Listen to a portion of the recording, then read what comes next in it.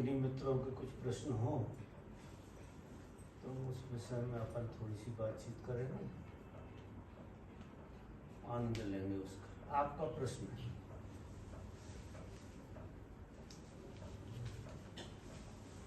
इसके बाद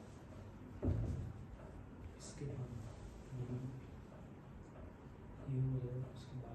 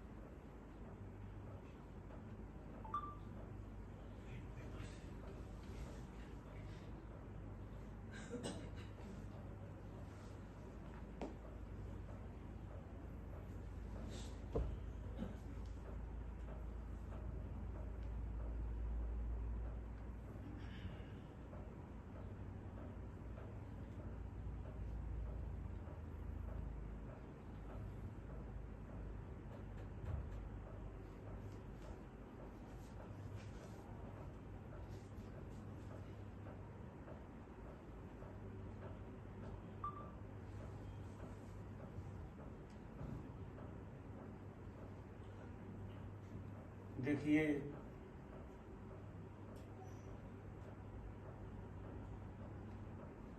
साधना ऐसी चीज नहीं है कि सही समय पर ट्रेन स्टेशन पर पहुंच जाएगी, ऐसा नहीं है। साधना का कोई मापदंड नहीं है।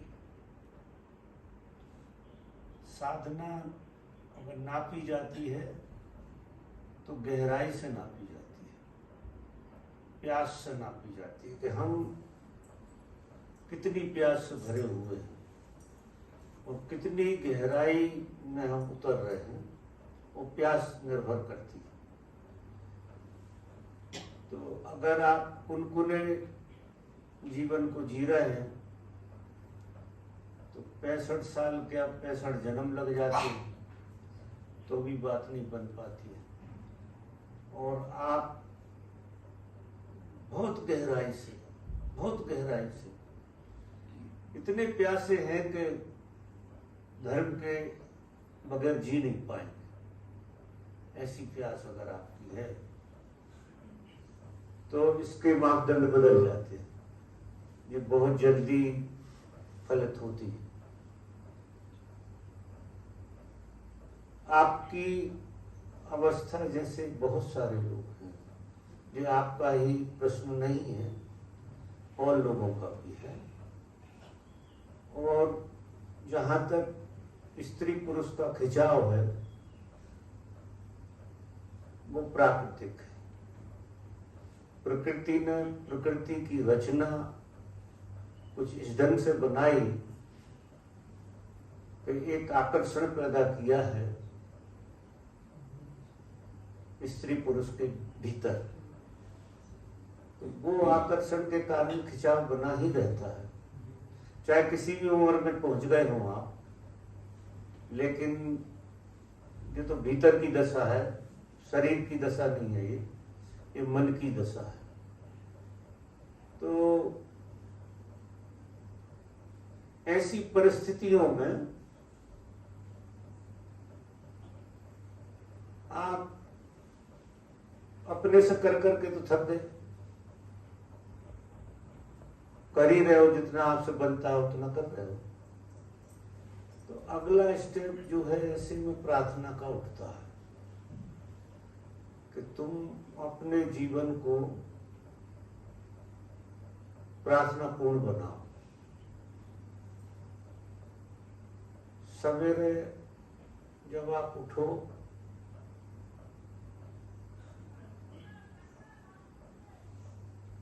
तो आप प्रकृति की कशिश जो है, जो तुम्हें इस तरह के विकारों से भरे हुए है, उससे क्षमा याचना करो कि अब बहुत हो गया, अब मुझे क्षमा कर। मतलब सूत्र ये कहता है सूत्र ये कहता है, हम सतत कुछ मांग रहे हैं प्रकृति से, परमात्मा से।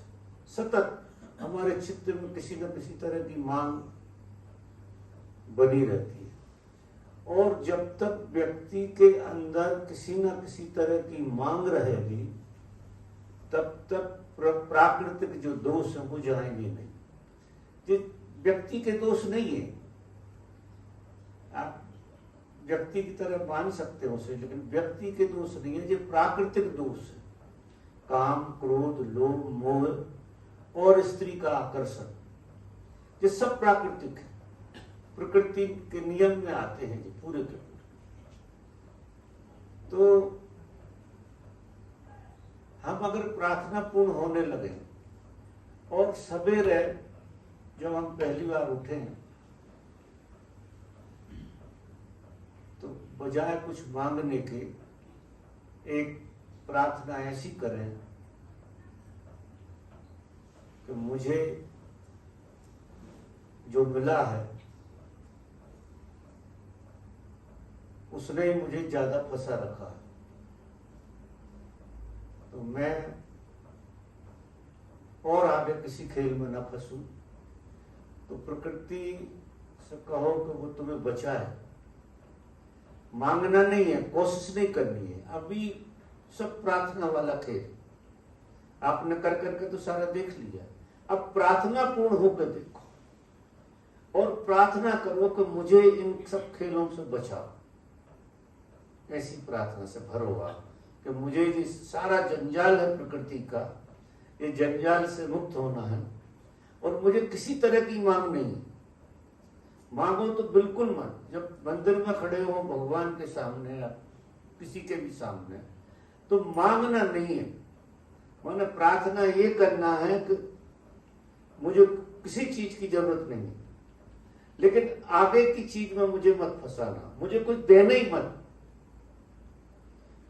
मुझे मेरे हाथ में कोई भी तरह का खिलौना ना आए, मैं किसी खिलौने से खेलने ना लगूं। ऐसा खिलौना मुझे न धन का, न पद का, न स्त्री का और न दूसरी चीजों का। ऐसी प्रार्थना से करो कि ये चीजें प्रार्थना पूर्ण हो जाओ कि जिन मेरे सन्मुख आए ही नहीं, भगवान ऐसा मौका ही ना दे कि मुझे इनको फेस करना पड़े। ऐसी मेरी वृत्ति रहे। अगर ऐसी प्रार्थना आपके अंदर उठती है, छोड़ने वाली प्रार्थना, पाने वाली प्रार्थना, ये दोष दूर हो जाएं, ऐसा सीधा नहीं, तुम अकेले नहीं कर सकते हो। ऐसा प्रकृति से प्रार्थना करो कि तुम इन दोषों से मुझे बचाओ, मुझे किसी दोष में मत फंसने दो। मैं चाहूं तो भी थप्पड़ मार देना, सामने से कुछ ऐसा कर देना कि मैं इस दोष में फंस ना पाऊं। सहयोग मत करना, किसी तरह का सहयोग आपको नहीं चाहिए प्रकृति से किसी बवाल में फंसने के लिए। जबकि हमारी मांग भीतर से रहती है कि कोई सहयोग मिल जाए, कोई काम जैसा आप सोच रहे हैं वैसा हो जाए। बस इसी में गड़बड़ होती है, इसी में साधना बिगड़ती है, क्योंकि जो आप मांग लेते हैं वो कहीं ना कहीं हो जाता है। ऐसा मत समझना हमारे विचार, हमारे भाव, हमारे भीतर चूंकि परमात्मा बैठा हुआ है, तो हमारे विचार और हमारे भाव बहुत दूर तक जो हम सोचते हैं वो पूरे होते हैं। समय का अंतराल होता है लेकिन पूरे होते हैं। तो ऐसा कोई विचार मत करो कि जिसके पूरे होने से तुम दुखी हो। और अब कोई भी चीज पूरी अगर होती है तुम्हारी मांग, तो सिवा तुम्हें दुखी करने के और कुछ भी नहीं करेगा। अगर किसी भी तरह की मांग आपकी पूरी हो जाए प्रकृति दत्त, तो उसे अभिश्राप मानना कि जब मुझसे कोई भूल हो गई है या अभिश्राप की तरह कोई चीज आ रही है, कोई आपके हाथ में पैसा रख दे या कुछ और कर दे या और हो जाए, इत्तेफाकन कोई सामान मिल जाए आपको किसी भी तरह का, तो आप तुरंत हाथ जोड़ लेना कि इस विकार में मुझे नहीं फंसना, ये विकार है पूरा का पूरा। क्योंकि अगर आप मांगोगे तो मिलेगा जरूर, लेकिन कोई भी चीज, जितनी चीजें आपने मांगी वो बहुत सारी मिली भी आपको, उनसे तो ये बात सच हो गई कि आपके जीवन में कुछ हुआ नहीं, आपके विकार ज्यों के त्यों पड़े रहे। तो अभी मांग बंद करो और प्रार्थना करो कि ऐसा कुछ घट ना जाए, मेरे मांगे कुछ हो, तेरी मर्जी पूरी हो, मेरी मर्जी पूरी हो ही नहीं। चाहे मैं कितना ही गिड़गड़ा रहा हूं तेरे आगे प्रार्थना कर रहा हूं कि मुझे ये चीज मिल जाए, तो आपको इस तरह की भाव दशा रखना है कि वो पूरी ना हो किसी भी तरह से, और उससे मुक्ति की प्रार्थना करो। अगर कुछ प्रार्थना करना, गिड़गिड़ाना है, तो मुक्ति के लिए कि ऐसा कुछ आयोजन हो ही नहीं, प्रकृति मुझे इस तरह के खेल में मत फंसाना। ऐसी प्रार्थना से अगर आप भरते हैं तो जो आप इतने सालों की साधना में प्राप्त नहीं कर पाए हैं, वो कुछ सालों में ही निकलने लगेगा, कुछ दिनों में ही उसका विसर्जन हो जाएगा। क्योंकि शक्तियां तो क्षीण हो गई, लेकिन मन जो है ना, वो कुलाटे खाता रहता है।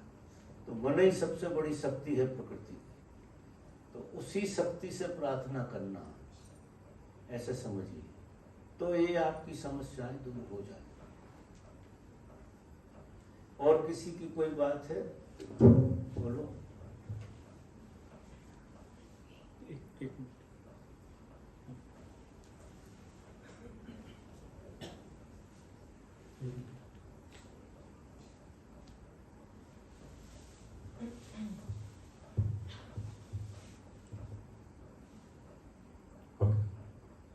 बाबा,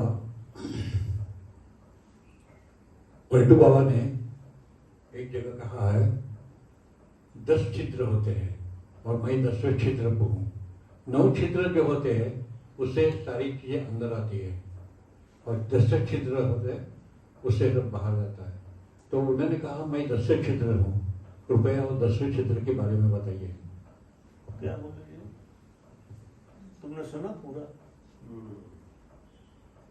एक बार पास में जाकर एक बार। किसने बोला है? पलटू बाबा ने कहा है। ये देना तुम, मैं 10 छिद्र, वो देना हाथ में। कौन से बाबा जी ने बोला? पलटू पलटू। हाँ, उन्होंने ये कहा है कि 10 छिद्र होते हैं और मैं 10वें छिद्र पे हूँ, और 10वें छिद्र पे हूँ, छिद्र होल 10वें होल पे, 10वें छिद्र पे, छिद्र पे हूँ। छिद्र कहा, छिद्र, छिद्र बोलो तो होल, छेद, मैं 10वें छेद पे हूँ। पलटू बाबा ने कहा है कि 10 छिद्र होते हैं, हाँ, और वो 10वें छिद्र पे हैं। आगे 9 छिद्र जो होते हैं उससे सब अंदर आता है, जैसे कि आँख, तो कान, सारे उसके के अंदर सारे आते हैं। हाँ, विकार सब वाले। तो कृपया 10वें छिद्र के बारे में बताइए। देखिए, 10 छिद्रों की जो बात कही है पलटूदास जी ने, तो हमारे शरीर में 9 छिद्र है। 9 तरफ से हमारी ऊर्जा बाहर को बहती है। 9 दरवाजे ऐसे हैं जिनसे हम बाहर बहते रहते हैं, और बाहर का कचरा भीतर लेते रहते हैं, ऐसे समझिए। जिसमें आँख 2, कान 2, नाक और मुंह, गुदा, और मतलब ये सब 9 है। ये 9 छिद्र हैं पूरे के पूरे। 10वां छिद्र जो है वो बड़ा महत्वपूर्ण है। मनुष्य जो है 10वें छिद्र के लिए बना हुआ है कि वो खुले उसका, वो है सहस्त्रार। 10वां छिद्र यहाँ होता है। ये जो मरता है आदमी, तो वो फॉर्मेलिटी पूरी करते हैं कि कपाल क्रिया करते हैं, उसके उसमें घी भी डालते हैं और कपाल फूट जाए, ऐसी कोई प्रक्रिया होती है। मरघट में आप कभी गए हो, देखा हो आपने, तो वो नाटकीय ढंग से 10वें छिद्र को तोड़ने की कोशिश की जाती है। अब वो प्रतीक इस बात का है कि जीते जी तुम मर जाओ, जीते जी। कोई आदमी जीते जी मर जाए, वो जीते जी तुम्हें जिला रहे ये 9 छिद्र। ये 9 छिद्र से तुम जीते जी मर नहीं सकते हो, मर के ही मरोगे। आदमी, आप आश्चर्य करोगे पहले मर जाता है फिर मरता है। पहले उसका सब कुछ मर जाता है तब मरता है। यानी उसके नोई छिद्र जब मर जाती है, नोई छिद्र काम करना जैसे ही बंद कर देते हैं तो आदमी मर जाता है। फिर तो वो एक तरह से नौ छिद्र बंद हो गए तो आप पहले ही मर गए। हम मृत्यु के पहले मरते हैं, प्रत्येक आदमी मृत्यु के पहले मरता है, इसलिए मृत्यु बोध किसी को होता नहीं। क्योंकि मृत्यु जब आती है तो मृत्यु तुमको मरा हुआ पाती, तुम्हें जिंदा नहीं पाती। अगर तुम जिंदे मिल जाओ और मृत्यु आए तो मृत्यु भी सौभाग्य मनाएगी और आप भी सौभाग्य मनाओगे। क्यों कि जब आप जिंदा मिलोगे, जब मृत्यु आएगी, मृत्यु पीछा कर रही है और आप जिंदा हो, तो मृत्यु के 9 दरवाजे तो बंद हो गए, 10वें दरवाजे से निकलना होगा। वो जीव 10वें दरवाजे से निकलता है, वो 10वां दरवाजा सहस्त्रार कहलाता है। और हम सब जितने भी लोग हैं, हम सबका जन्म इसीलिए हुआ है क्योंकि 9 दरवाजों से तो हम पशु थे, पक्षी थे, और कई बार लाखों बार आदमी भी हुए, मनुष्य भी हुए, लेकिन हमेशा 9 दरवाजों में से किसी न किसी दरवाजे से हमारी मृत्यु हुई। अधिकतर तो मूलाधार से होती है, ज्यादातर लोगों, यानी 95 लोग तो मूलाधार से ही जाते हैं, इसलिए मरने में उनके कपड़े खराब हो जाते हैं। अधिकतर देखना मरने वालों के कपड़े खराब हो जाते हैं। कोई कोई है जो आंख से मरता है, कोई कोई है जो मुंह से मरता है। मृत्यु भी इन 9 दरवाजों से निकलती है, क्योंकि जो 9 दरवाजे खुले हुए तो उसमें से जो भी संवेदनशील दरवाजा होता है मृत्यु उसमें से निकल जाती है बाहर। मृत्यु कहो, जीव कहो, जीव निकल जाता है। जीव का निकलने का नाम ही मृत्यु है, ऐसे समझिए। और यदि कोई साधक है, साधना की है उसने, तो उसके क्या 9 ही दरवाजे वो बंद कर लेता है। साधना में 9 दरवाजे बंद हो जाते हैं, एक भी दरवाजे से ऊर्जा बाहर नहीं बह रही है आपकी। जब एक भी छिद्र से आप बाहर नहीं बह रहे, ऐसी अवस्था जैसे समाधि लगती है किसी को, तो समाधि में होता क्या है, समाधि में उसके 9 ही दरवाजे बंद हो जाते हैं, 9 ही दरवाजों से ऊर्जा निकलना बंद हो जाती है। जो पलटू को हुआ, वो पलटू के 9 ही दरवाजे बंद हो गए मृत्यु के पहले। हमारे होते हैं मृत्यु के टाइम, लेकिन हम जिंदा जिंदा हमारे 9 दरवाजे बंद कर। सारी साधना, जितनी भी साधना है, वो साधना इसीलिए की जाती है कि जिंदे जिंदे 9 ही दरवाजे बंद हो जाए। आप जिंदे रहें और 9 ही दरवाजों से आपकी मूल लग जाए, आपका मूल बंद हो जाए आपका पूरा का पूरा। 9 ही दरवाजों से आपकी ऊर्जा कहीं नहीं, ना कान से, ना नाक से, ना तो आप सुन रहे, ना आप देख रहे, ना आप बोल रहे, ना आप सूंघ रहे, ना आप स्पर्श कर रहे, कुछ भी नहीं हो रहा। ऐसी स्थिति जब बनती है साधक की साधना में, उसको तुरंत समाधि लग जाती है, क्योंकि फिर जीव जो फंसा हुआ था उसके लिए रास्ता खुल जाता, प्रकृति रास्ता खोल देती। वो 10वां दरवाजा खुलता। 10 दरवाजे तारी लागी, कबीर ने भी इसके बारे में वर्णन किया है कि 10वें द्वारे से झरत है अमृत। तो ये जो पलटू साहब कह रहे हैं वो उनका अनुभव कह रहे हैं पलटू साहब, कि 9 दरवाजे से नहीं निकलना है। और अगर उनकी बातें पूरी सुनोगे आप तो उसमें जो विवरण आ जाएगा कि 9 दरवाजे से जो भी निकलता है वो प्रकृति उसे वापस ले जाती है, क्योंकि ये प्राकृतिक है। 9 ही दरवाजे प्राकृतिक है, ये प्रकृति ने बनाए हैं और प्रकृति अपना दर्शन करती है इन 9 दरवाजों के माध्यम से, संपर्क बनाती है। तो ये 9 दरवाजे, और जो महावीर होता है, जो योद्धा होता है, वो इन 9 दरवाजों को बंद कर देता है, और जो कायर होते हैं उनके जो दरवाजे खुले रहते हैं। तो कायर का मतलब जो होता है कि हमने घर में चोरों के डर के कारण बहुत सारे दरवाजे बना कर रखे हैं कि हम पीछे के दरवाजे से ही भाग जाएंगे, इस दरवाजे से ही भाग जाएंगे, उस दरवाजे से। ये 9 ही दरवाजों से जीना, आखिरी तक जीना, एक कायराना जीना है कि हम इतने कायर हैं कि जब मृत्यु आएगी तो किसी भी दरवाजे से हम भागना चाहेंगे, किसी भी दरवाजे से बाहर हो जाएंगे। चाहे मूलाधार खुला हो, फिर चाहे शेष वो खुला हो, आपका मुंह खुला हो, आपका आंखें खुली हो, आपके कान खुले हो, जो भी दरवाजा खुला ज्यादा मिल जाएगा उस दरवाजे में से हम बाहर हो। और जैसी जिंदगी की रचना है, जैसी आदमी जिंदगी को जिएगा, वही दरवाजे पे उसका अंत होगा। कौन से दरवाजे को ज्यादा से ज्यादा जिया, ज्यादा से ज्यादा लोग मूलाधार को जीते हैं, मूलाधार से ही बाहर चले जाते हैं। ज्यादा से ज्यादा लोग करते क्या है, खा रहे हैं और जा रहे हैं, बस कोई काम कर रहे हैं। तो ये दो दरवाजे हैं, खाने वाला और जाने वाला। आने वाला जाने वाला यही दरवाजे हैं। तो इन्हीं दरवाजों में से एक दरवाजे में अक्सर लोग जाते हैं।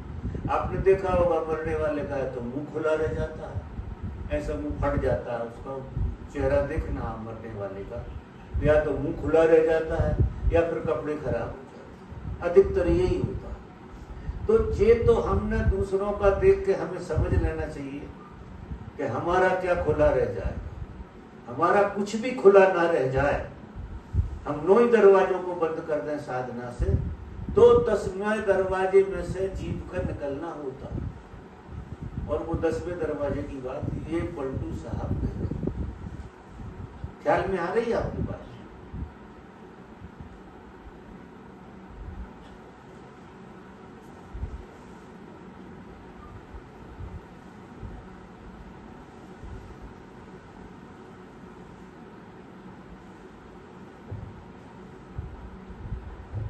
प्रणाम गुरुदेव। मेरे 2 सवाल हैं आपसे। सबसे पहला सवाल यह है कि मेरे अंदर आई थिंक बाकियों में भी होता होगा, एक द्वंद्व हमेशा रहता है और एक नेगेटिव सेल्फ टॉक की तरह वो हमेशा आता रहता है। कुछ करने चाहूँगी, पहले उसके लिए आर्ग्यूमेंट्स फिर आ जाते हैं मन ही मन। तो इस द्वंद्व को कैसे कम किया जाए? दूसरी चीज़, आपने अभी स्वामी जी को बता रहे थे प्यास को लेकर, ओशो ने भी प्यास को लेकर बहुत बोला है।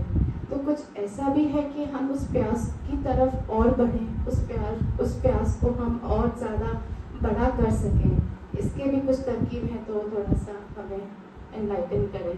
थैंक यू महाराज। तुमने सुना इनका प्रश्न? शुरू के बात का तो आ गई।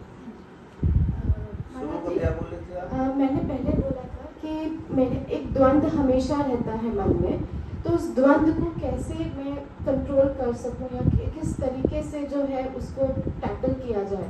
क्योंकि द्वंद्व में क्या होता है, कोई डिसीजन लेती हूँ और पहले ही बहुत कुछ नेगेटिव आने लगता है, तो जो होना चाहिए कभी लगता है कि उसे करने से उस चूक जाती हूँ। तो इस द्वंद्व को कैसे मैनेज किया जाए? और दूसरा था प्यास को लेकर।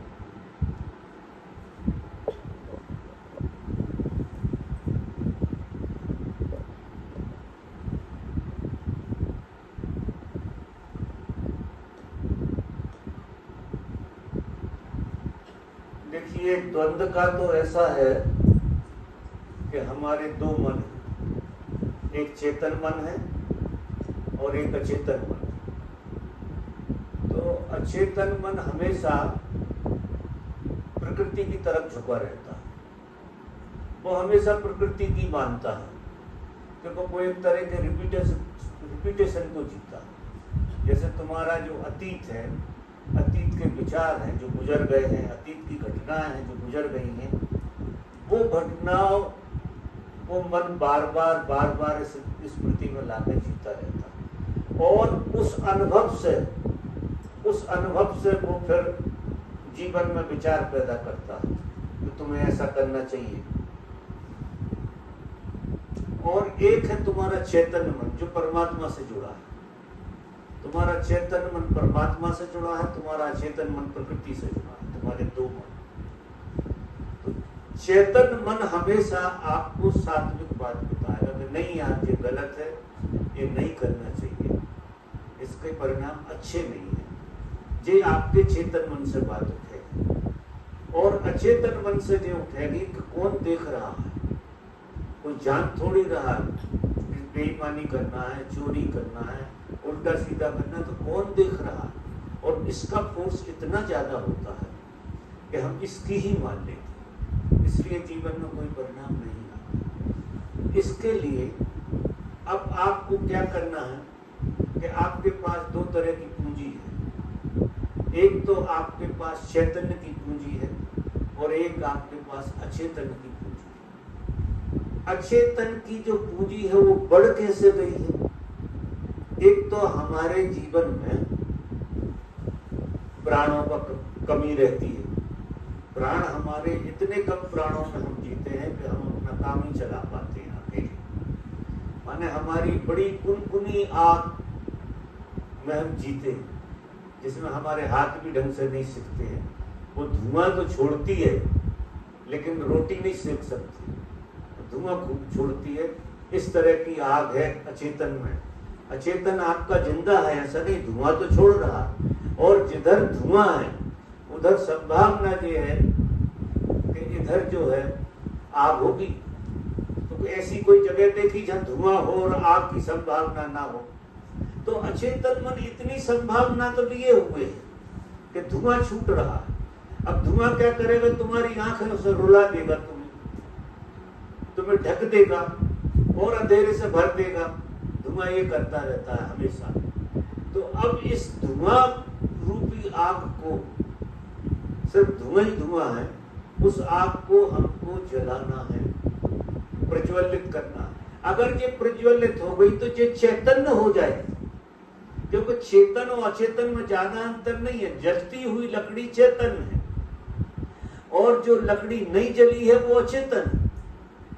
जो लकड़ी है, अभी आग को समर्पित नहीं हुई है, तो वो लकड़ी अचेतन है। आपकी जो प्रकृति है वो परमात्मा को समर्पित नहीं हुई। परमात्मा है आग, जलती हुई लपट। परमात्मा और प्रकृति भी दो नहीं है। सोई हुई अवस्था जो होती है वो प्रकृति होती है, और उसी को आग में डाल दो, उसी को तपस्या में डाल दो, उसी को तुम साधना में डाल दो, तो वो बन जाती है आग। और आग वाला हिस्सा जो है वो परमात्मा का कहलाता है। तो आग हमारी इतनी कुनकुनी है, इतनी कुनकुनी कि हम बस जी रहे हैं, इससे ज्यादा हमारी आग नहीं है, साफ दिखता नहीं है। तो चेतन मन आपका ना के बराबर है। ऐसा नहीं है तुम्हें रुकावट तो आती है, तुम कहते तो हो, द्वंद्व कैसे आता है? द्वंद्व का मतलब ही ये है कि एक मन का हिस्सा प्रकृति की तरफ खींच रहा है और एक मन का हिस्सा आपको परमात्मा की तरफ खींच रहा है। जो लौ जलती है तो लौ क्या करती है? लौ ऊपर की तरफ खींचती है। देखिए आपने लौ जलते हुए, दीपक की जो लौ जलती है वो ऊपर की तरफ खींचती है, क्योंकि अग्नि का स्वभाव है ऊपर की तरफ उठना। और धुआं क्या करता है? फैलता है सब तरफ, अंधेरे से भर देगा। इस कमरा पूरा भर जाएगा आपका, अगर धुआं यहाँ पैदा हो जाए तो पूरा कमरा भर जाएगा। और दिए से क्या होगा? कमरा तो उससे भी भरेगा, लगभग रोशनी से भरेगा। ये धुआं अंधेरे से भर देगा और रोशनी जो है दिया की लौ से आएगी। दिया की लौ जलेगी तो रोशनी। अब आपको रोशनी में जीना है कि अंधेरे में जीना? क्योंकि अंधेरे में अगर आप जियोगे तो आपको अनुमान से जीना पड़ेगा। चीजें आपको साफ नहीं दिख रही हैं, और अनुमान से जीने में भी द्वंद्व पैदा होता है। शायद ये चीज ऐसी हो, शायद ये चीज ऐसी ना हो, शायद ये मिल जाए, शायद ये ना मिले। ऐसा बिल्कुल आखिरी तक लोगों को द्वंद्व बना रहता है कि मेरा काम होगा कि मेरा काम नहीं होगा। ये द्वंद्व बने रहते हैं। अब इनको एक सपोर्ट चाहिए प्राणों का। प्राण क्या करेंगे कि वो धुआं में हवा पैदा करेंगे, धुआं को हवा देंगे। जो लकड़ी जली नहीं है उसको हवा देंगे, और जब हवा देंगे तो उनमें अग्नि प्रज्वलित होने लगेगी, अग्नि बढ़ जाएगी। तो आपको क्या करना है? ध्यान करना है डेली, बिना नागा के ध्यान करना है और प्राणायाम करना है। क्योंकि अकेला ध्यान तुमसे यूं नहीं होगा कि अभी तुम अंधेरे से इतने भरे हुए हो कि तुम्हारे विचार तुम पे अटैक ही करते रहते।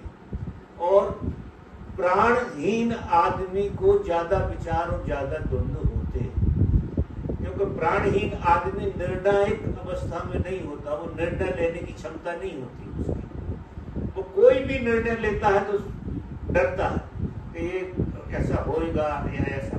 ये प्राणहीन आदमी के गुणधर्म। तो प्राणहीन होकर जीना तो कहीं से कहीं तक ठीक नहीं है, और ये तुम्हारे हाथ में है। प्राणवान बनना या प्राणहीन होना ये तुम्हारे हाथ में। तुम चाहो तो प्रज्वलित कर लो सारी अग्नि, और जैसे जैसे जैसे जैसे तुम अग्नि को प्रज्वलित करोगे तुम्हारा प्रकाश बढ़ेगा, तुम्हारी दिया की ज्योति बढ़ जाएगी, प्रकाश बढ़ेगा। और प्रकाश बढ़ेगा तो क्या होगा, चीजें ज्यों की त्यों दिखेंगी। रस्सी रस्सी दिखेगी, सांप सांप दिखेगा। और जब सांप सांप दिखेगा तो आपका इंतजाम सही हो जाएगा, और रस्सी रस्सी दिखेगी तो आप उसे रस्सी मानकर रस्सी का व्यवहार करेंगे, और सांप मानकर सांप का व्यवहार करेंगे। लेकिन अगर आप अंधेरे में बैठे हैं तो रस्सी सांप हो सकती है और सांप रस्सी हो सकती है, तो धोखा खाओगे आप। किसी जगह पे सांप को रस्सी समझ लोगे और किसी जगह पर रस्सी को सांप समझ लोगे, तो दुख और पीड़ा, ये दोनों चीजें होने। अपनी आंख बहुत साफ हो जाना चाहिए, अपने अंदर अंतर ज्योति इतनी ज्यादा जल जाना चाहिए, और उसको जलाने के दो ही तरीके हैं। एक तो ध्यान करो, जबरदस्त ध्यान करो। दूसरी बात प्राणायाम करो, वो भी जबरदस्त। और प्राणों से इतने भर जाओ कि लबालब हो जाओ, तुम्हारे शरीर के रोए रोए में प्राण भर जाए, इतना प्राणायाम करो। अब हमारे यहाँ जो आपने किया होगा डायनेमिक मेडिटेशन होता है। अगर कोई आदमी 6 महीना बिना गैप के कर ले डायनेमिक, 6 महीना बिना गैप के, वो इतना प्राणों से भर जाएगा।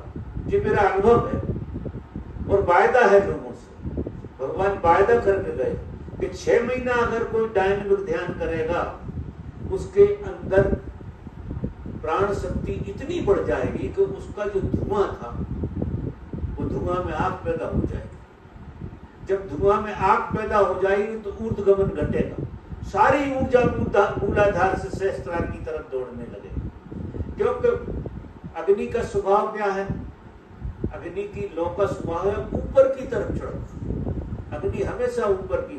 अब हम जल की तरह रहना चाहते, जल का क्या स्वभाव, आखिरी खड्डे में गिरना। जल तो बहता बहता बहता बहता आखिरी खड्डे में जितना जितना गिर सके उतना। हम जल की तरह जीते हैं, अग्नि की तरह नहीं जीते। जल तत्व को ज्यादा जीते हैं।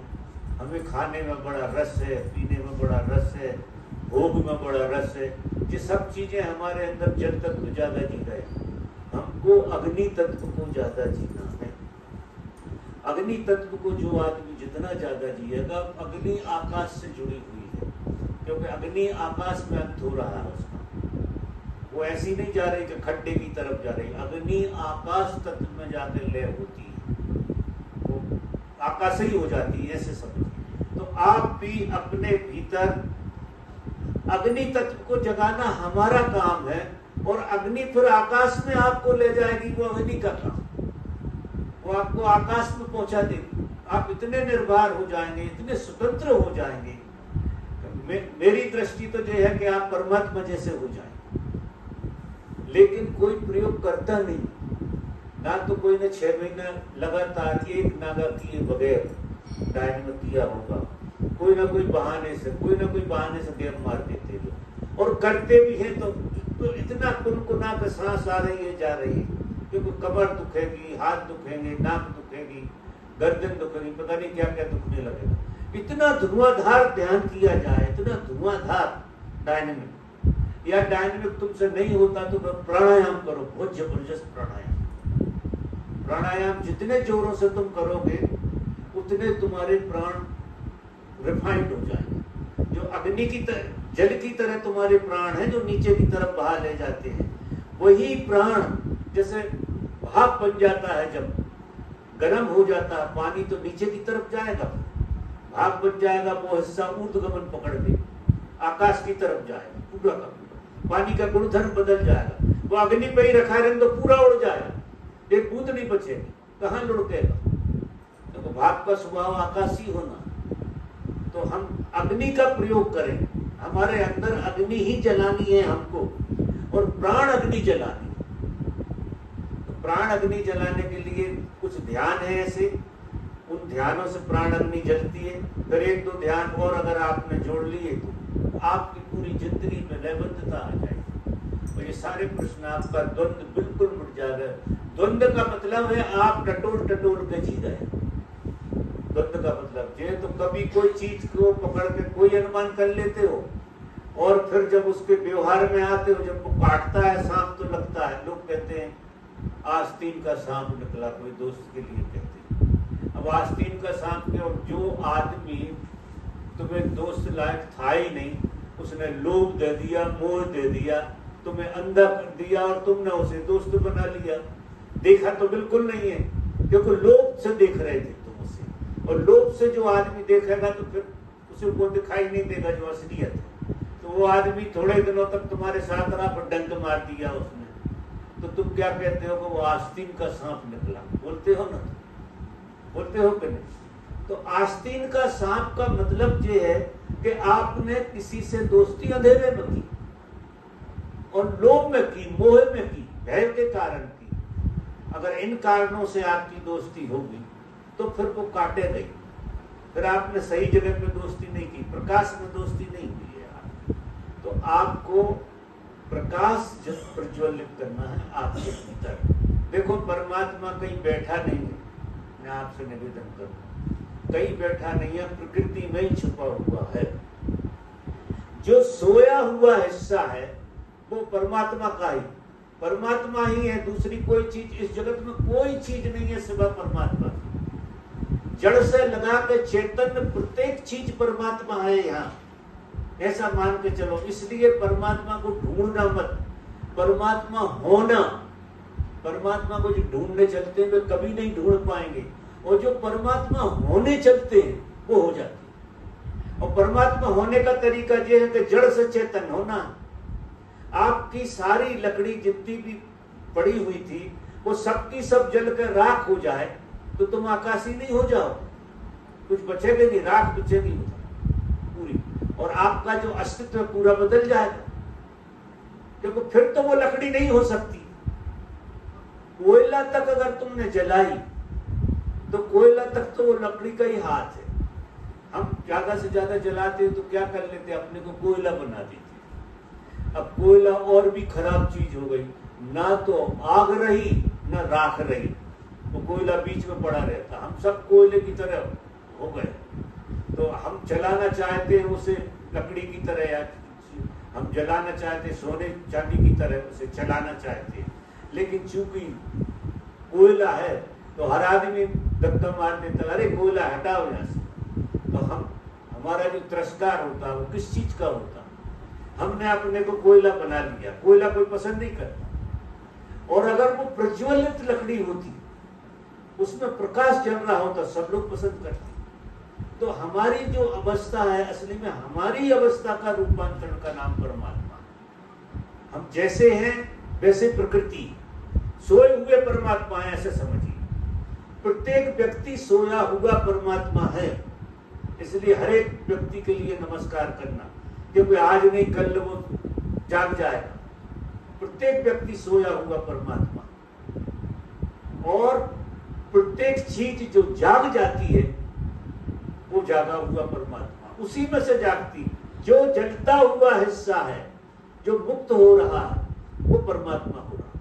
तो परमात्मा लकड़ी क्या हो गई, आकाश हो गई, और उसको रूपांतरण करने में प्रक्रिया कौन सी काम में आई, अग्नि। अग्नि ने उसके सारे रूप को बदल दिया। ध्यान हमारे यहाँ अग्नि है, धर्म में ध्यान अग्नि का काम करता है। और अग्नि जब तुम्हारे अंदर ध्यान की प्रज्वलित होती है, पहले तो प्राणवान होते हो, फिर ध्यानवान होते हो। क्योंकि प्राणवान आदमी ही संकल्पवान होता, उसका इतना गहरा संकल्प होता प्राणवान आदमी का कि जो ठान लेता है वो करके मानता, फिर वो छोड़ता नहीं। और इतना उसमें जीता है, अपनी आग में इतना जीता है कि जैसे जमीन पे चल नहीं रहा, उड़ रहा है, ऐसा लगता है। कब उठ के आसमान में लय हो जाएगा, ऐसी स्थिति होती है प्राणवान आदमी। प्राणवान आदमी दिखता भी अलग से, और उसकी अग्नि जब प्रज्वलित होती है ध्यान के माध्यम से, रिफाइंड होती है, तो वो अग्नि परमात्मा में लय हो जाती है, वही परमात्मा हो जाता है, ऐसे समझ। तो परमात्मा को ढूंढना नहीं है, होना है, जी ख्याल रखो, और भटकना नहीं है कहीं। तुम्हारे ही रूपांतरण का नाम परमात्मा है। तुम अगर पूर्ण रूप से जाग जाओ तो तुम ही परमात्मा। तो प्रश्न तुम्हारा अच्छा है। चेतन, ख्याल रखो कि जो चेतन मन है और एक अचेतन मन है, तो तुम चेतन मन को इतना चेतन बना लो कि सारा अचेतन उसमें लय हो जाए। क्योंकि कितनी लकड़ी हो, मनों से, टनों से, कुंटलों से, ट्रकों से, अगर आग लग गई तो कहां चली जाएगी? तुम्हारे जन्म जन्म के जितने भी कचरे हैं, कितने भी पड़े हो, कितने ही जन्म के पड़े हो तुम्हारे कचरे, अंधेरा कितना ही हो, उसकी परवाह मत करना। आग कितनी पावरफुल लगाई है आप, उस पर निर्भर करता। और आग जो है, आप तुम कहते हो कि प्यास कैसे जगे? प्यास जगती है सत्संग से। जितना ज्यादा सत्संग करोगे आप, अगर सत्संग के लिए कोई नहीं है तो अकेले में, आजकल तो साधन सत्संग के बहुत हो गए, तो आप किसी महापुरुष को सुनिए, उसकी बात को गौर से जिए, और उसने जो विधि बताई है उस विधि के हिसाब से आप चलिए, तो आपका लाइव सत्संग कहीं मिल जाए तो वहां जाओ। जहां भी लाइव सत्संग हो वहां जरूर जाओ आप। और अगर लाइव सत्संग का मौका नहीं मिल रहा, परिस्थितियां ऐसी नहीं है, तो तुम सत्संग का वातावरण घर में पैदा करो।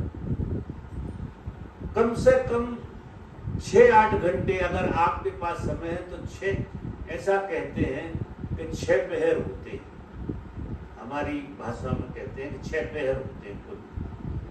एक पहर जो है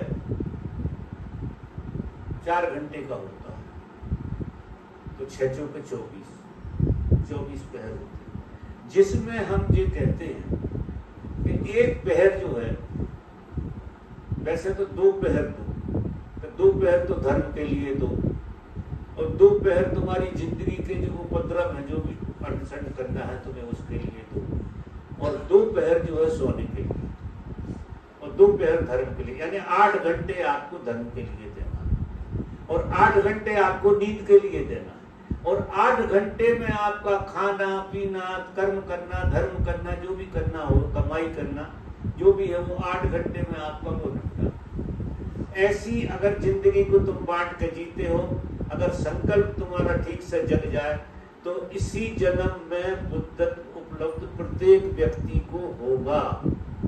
बिल्कुल, इसमें कोई, चाहे आदमी कितने ही अंधेरे से भरा हो, अगर उसने ठान ली है कि मुझे प्राणवान होना है, और प्राणायाम शुरू कर दिए उसने, ध्यान शुरू कर दिया, उसके अंदर अग्नि जलेगी, और अग्नि जो है ना, उसको उठा ले जाएगी, उसका जितना भी गार्बेज है सब कट जाए।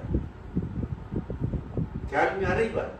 तो प्रश्न में और भी आता था कुछ, हो गया पूरा? हाँ बेटा बोलो।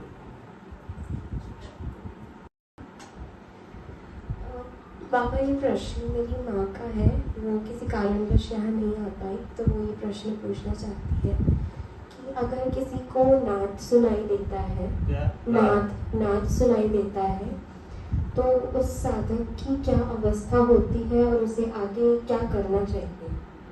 अगर उसे ध्यान में या कभी भी ऐसा अनुभव होता है और वो समझ ना पा रहा हो, फिर भी उसके जीवन में द्वंद्व चल रहा है, तो वो परमात्मा का द्वार क्यों कहा जाता है उसे, और आगे फिर उसे क्या करना चाहिए?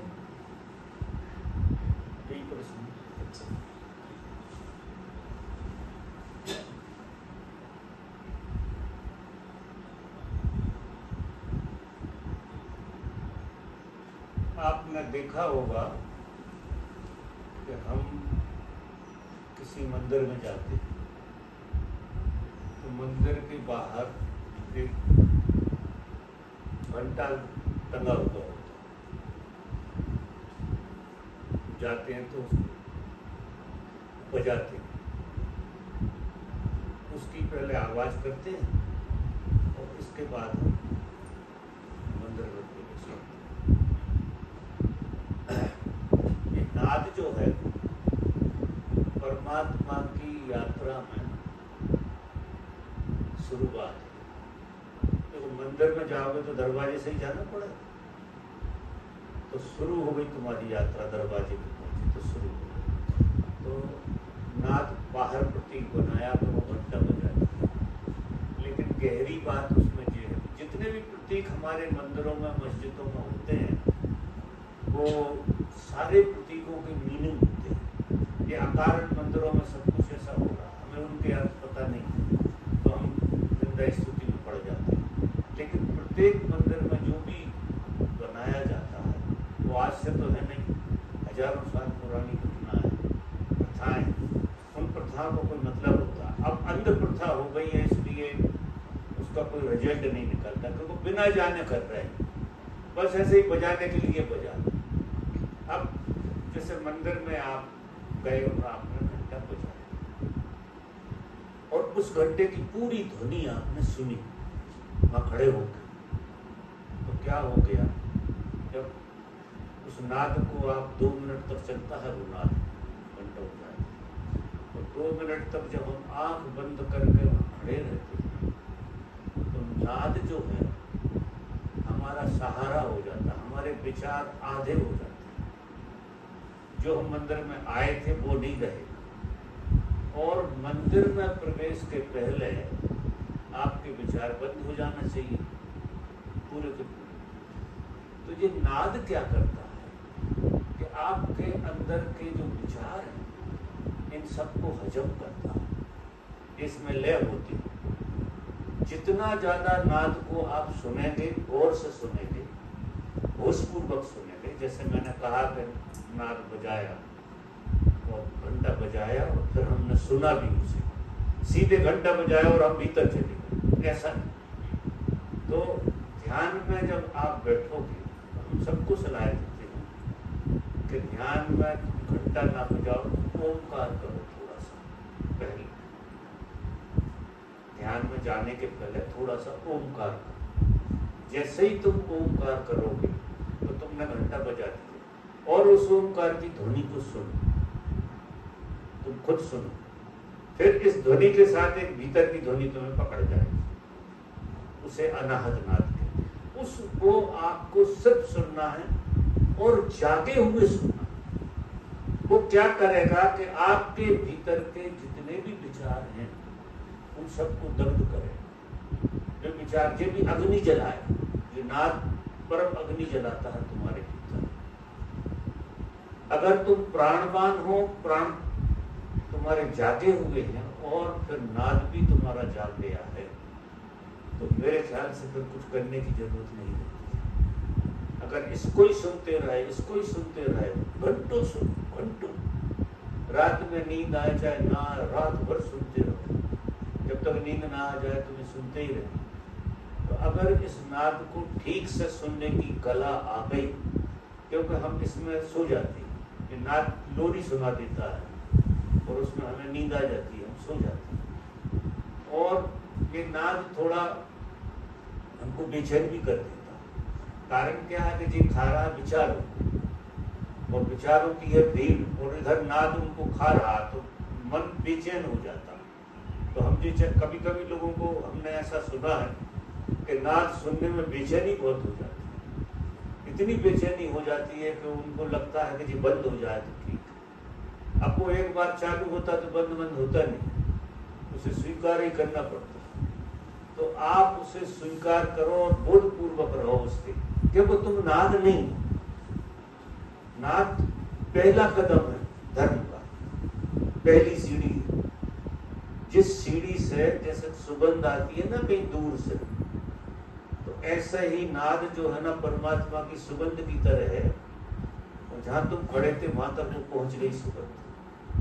तो ये पक्का मान लो कि तुम्हें परमात्मा ने स्वीकार लिया या आमंत्रण दिया, परमात्मा ने तुम्हें बुलाया, इसलिए तुम्हारे अंदर नाद बजना शुरू हुआ। अब तुम इसको परमात्मा का निमंत्रण मान के कि उसने तुम्हें निमंत्रण दिया है, तो उसके स्मरण पूर्वक परमात्मा का स्मरण करो, स्मरण पूर्वक इस नाद के प्रति बोधपूर्ण बने रहो। ये नाद आखिरी नहीं है, ये बुलावा है, सिर्फ बुलाया है, खबर भिजवाई है, प्रेम पाती है जी परमात्मा की। इसके सहारे, इस प्रेम पाती के सहारे धीरे धीरे इसमें क्या लिखा है, प्रेम पाती में वो उजागर होने लगेगा, रास्ता दिखाई देने लगेगा, आपको आगे के सारे रास्ते दिखाई देंगे, कैसे कैसे आप फिर ऊपर जाओगे, वो सब कुछ विजन आने लगेंगे आपके अंदर। और धीरे धीरे धीरे धीरे करते करते करते करते आप परमात्मा के दरबार में प्रकट हो जाओगे, परमात्मा के रूप में। क्योंकि परमात्मा को जानना परमात्मा होके ही हो सकता है। परमात्मा को मन के द्वारा, भाव के द्वारा, कृत्य के द्वारा, नाद के द्वारा किसी भी चीज से जाना नहीं जा सकता है। परमात्मा को तो जब हम परमात्मा ही हो जाते हैं, अग्नि को समझना है आपको तो अग्नि होना पड़ेगा, खुशबू को समझना है तो खुशबू होना पड़ेगा। जब तुम खुशबू हो गए तो ही खुशबू, तुम्हें खुशबू आ गई वो एक अलग बात है, लेकिन खुशबू को अगर समझना है तो खुशबू हो गई समझना पड़ेगा। तो तुम परमात्मा को अगर तुम्हें सच में जीना है, देखो परमात्मा जिया जाता है, जाना तो नहीं जाता। तो परमात्मा को जो जीने लगते हुए परमात्मा हो जाते हैं। हम जिस चीज को जीते हैं वही हो जाता है। हम काम को जीते हैं तो काम हो जाते पूरे, क्रोध को जीते हैं, देखा क्रोध हो जाते तो नहीं पूरे, लोभ को जीते हैं तो पूरे लोभ हो जाते, और भय को जीते हैं तो देखो थर थर कांपने लगते, हम पूरे भय हो जाते। मोह को जीते तो हम मोह हो जाते। जिस चीज को आप जीते हो आप वो होते हो। अब आपको क्या होना है ये समझ। तो अगर आप नाद को जियोगे तो नाद हो जाओ, आपके शरीर में चारों तरफ ऐसा लगेगा कि नाद के अलावा कुछ बचा नहीं, ऐसे नाद हो जाओ। और जब तक तुम नाद ना हो जाओ तब तक नाद के रहस्य में प्रवेश तुम्हारा हो नहीं सकता। जब तुम नाद हो जाओगे, कुछ और विचार नहीं आ रहे होंगे सिवा नाद के, कुछ नहीं बचेगा, कुछ भी नहीं बचेगा सिवा नाद बचेगा। और जब नाद बचता है तो फिर वो रहस्य उभार देता होगा, फिर वो नाद नहीं रहता, कोई और चीज होगी, वो रहस्य उभार देता। जिस तरह से पूरी सृष्टि प्रकट है उस तरह से पूरा परमात्मा प्रकट हो जाता है उस नाद। और वो नाद इतना रहस्यपूर्ण है कि परमात्मा की रचना उसी नाद में होती है, और ये सारी रचना का विसर्जन भी उसी नाद में होता है। उसी नाद में सारी प्रकृति लय हो जाती है तुम्हारी, और उसी नाद से तुम जन्मे हो। बल्कि नाद पहले था, तुम्हारा जन्म बाद में हुआ, तुम्हें पकड़ में कितने ही दिन बाद आया। क्योंकि वो सारा प्रकृति में जो भी खेल चल रहा सब नाद का खेल, जितना सौंदर्य तुम्हें दिखाई दे रहा, ये सारे पेड़ पौधे पशु पक्षी जितने भी हैं, ये सब नाद में से पैदा हो रहा है। इन्हें बोध नहीं। मनुष्य अकेला ऐसा प्राणी है जिसे इसका बोध हो सकता है, और बोध होने में चीजों के गुणधर्म बदल जाते हैं पूरे, वो कुछ और हो जाता है। ख्याल में आ रही बात? क्योंकि तुम्हारी माँ का प्रश्न है, तुम्हारा नहीं है, इसलिए वो इतना ज्यादा फिट नहीं बैठता, फिर भी इशारा किया। और कोई प्रश्न किसी का एकाध रह गया हो?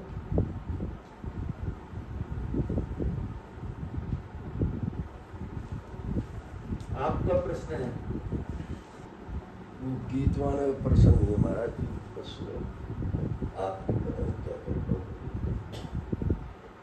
परम आदरणीय बाबा, सत सत प्रणाम। बाबा जी, जब से आपसे जुड़ा हूँ,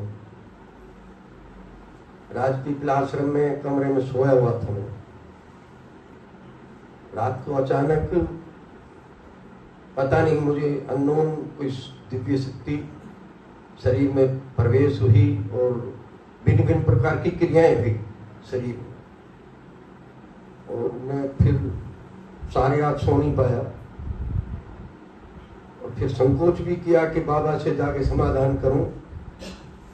मुझे थोड़ा उसमें भी संकोच हुआ, और बाबा उसके बाद ध्यान बहुत अच्छा लगता है। दोनों वक्त स्थल है ना जो ये, यहाँ पर एक फुरना सी उठती आनंद सा आता है, उससे आगे की यात्रा नहीं कर पा रहा। बस इसको जियो, इसी को जियो और कुछ नहीं करना है। तो यात्रा में क्या होता है कि एक अवस्था तक हमें करना होता है और एक अवस्था के बाद फिर परमात्मा करवाता है, परमात्मा ही करता है, हम उस पर छोड़ना, पूरा का पूरा उस पर छोड़ना। बस इसको जियो, यही ध्यान है आपको। ये जो हृदय वाली अवस्था खुल रही है आप, इस अवस्था के प्रति बोधपूर्ण होने रहा, उसकी मिठास को जियो।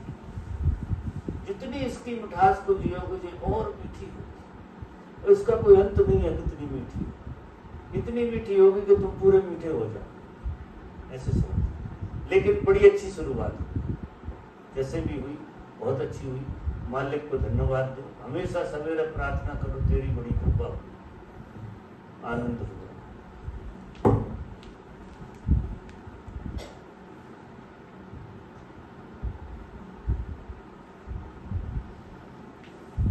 मैं तो आपकी कृपा से बताऊं, मौज करो। ठीक है, हो गया आज का मिलना सबसे।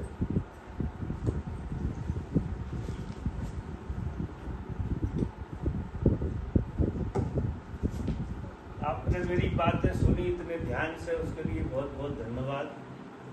अब कितनी समझी कितनी नहीं समझी वो आपके ऊपर निर्भर है। मुझे जो समझ में आता है मैं कहता हूँ, आपको क्या समझ में आता हो आपकी बात है।